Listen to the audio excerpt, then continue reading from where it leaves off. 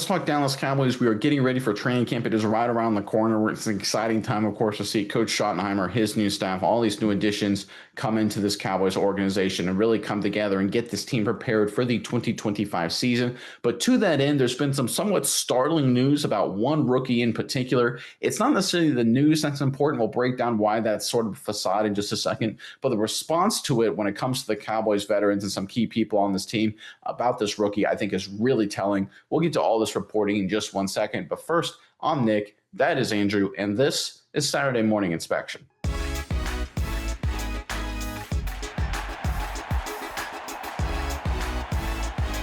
All right, the Dallas Cowboys, to a man, if you listen to any reporter or any fan across the board, viewed the draft from solid to outstanding that they made and pulled off back in April. And that included in that mix was, of course, running back Jayon Blue from the University of Texas, a big play threat to add to this Cowboys rushing attack that has missed a big play threat, since we're being totally honest, really since Tony Pollard had that unfortunate injury in the 2022 postseason. Wasn't the same in 2023, and we know the running back position was quite terrible in 2024. But we've had some really weird reports come out when it comes to Jayon Blue. Let's get into the article first here from Athlon Sports to kind of rehash for people who aren't familiar with this. From the article, it says, in our visits with Dallas coaches, we have heard consistent praise for Blue. And in our personal observation of OTAs and minicamp, we've seen no sore thumb issue. But one former Cowboy staffer and maybe somebody inside the building isn't buying the hype.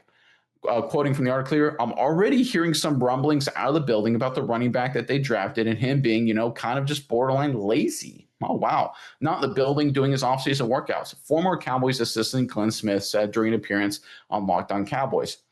Blue responded, he said, production quiets all the noise, LMAO, taking time out your day to make a fake article about me for attention. One Cowboy staff member then said he wasn't required to be at the Star from June 18th, just like the rest of the rookies.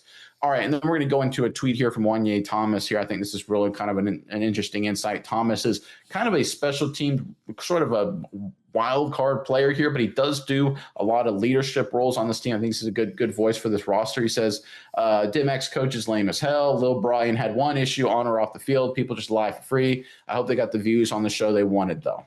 Okay, so let's talk about this. We'll talk about the news here for a second, then we'll cover Jayon Blue.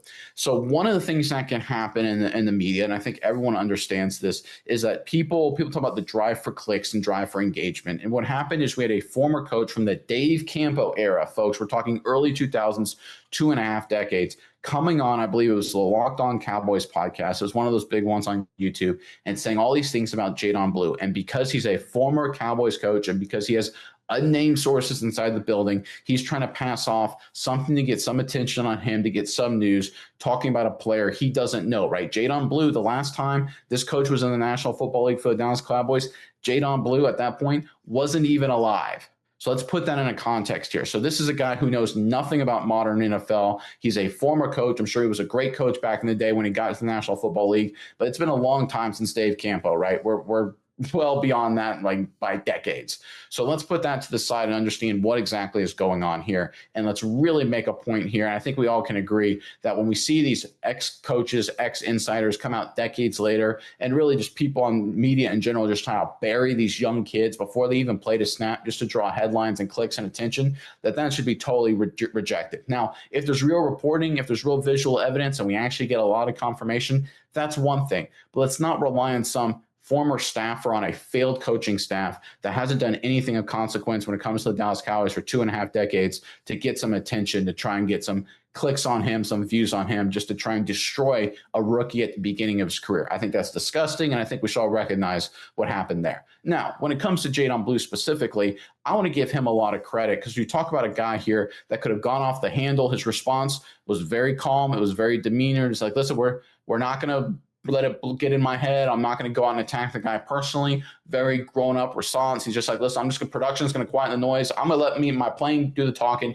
I'm not going to say anything else, right? And then Jayon Thomas comes out and supports him as well. I think that's key. One of the things that it takes in the National Football League for any rookie, it's a tale going back decades of NFL history, is that it takes time for these rookies to earn the respect of veterans. But once you get that respect and once you get integrated into the roster, and usually that happens over training camp after a player makes the team and find their role, that's when we see teams and units really come together. The fact that Wanye Thomas came out publicly and supported Jayon Blue like that at this point in juncture as a defensive back, no less. It's not like it was his running backs coach. It's not like it was, Javonte Williams, another running back on the roster, or a current, it wasn't like Schottenheimer came out and said that. I think when you look at what Wanye Thomas said, sticking up for him as a defensive player, defensive back, special teams guy, I think that's a sign that Jayon Blue's work ethic, how he's won over the locker room, won over the team, is 100% in the positive. I think the negative attributes tied to him from his former staffer, based on unnamed sources at this point, are specious at best and frankly just disgusting at worst.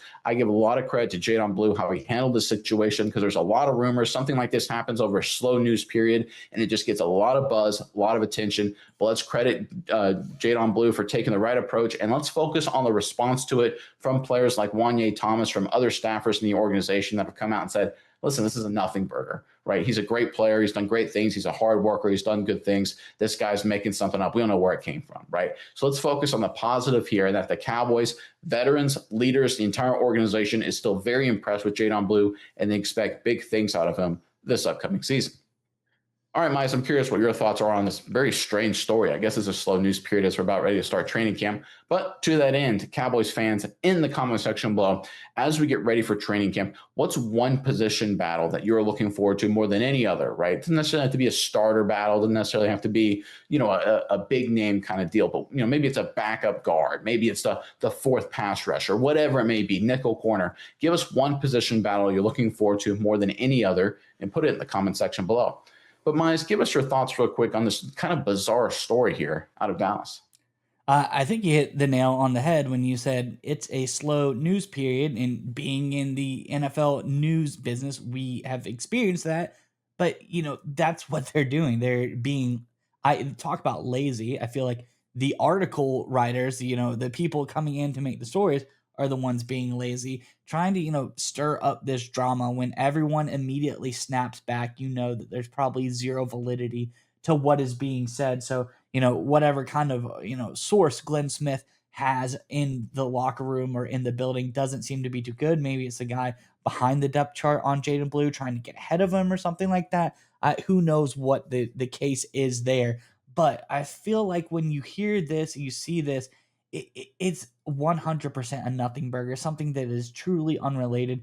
You see the most famous example, Lamar Jackson misses like at least a few days of training camp every year, like actual, the required part of it. Never at OTAs, never at, any of the voluntary workouts or anything like that.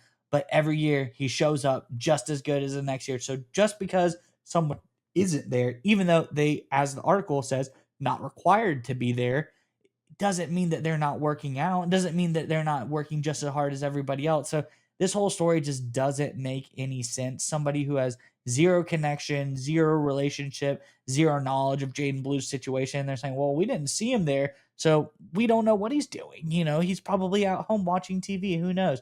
This guy's a professional athlete. Obviously, he's doing his workouts, getting ready for the season, trying his hardest to make a roster, a rookie at the best.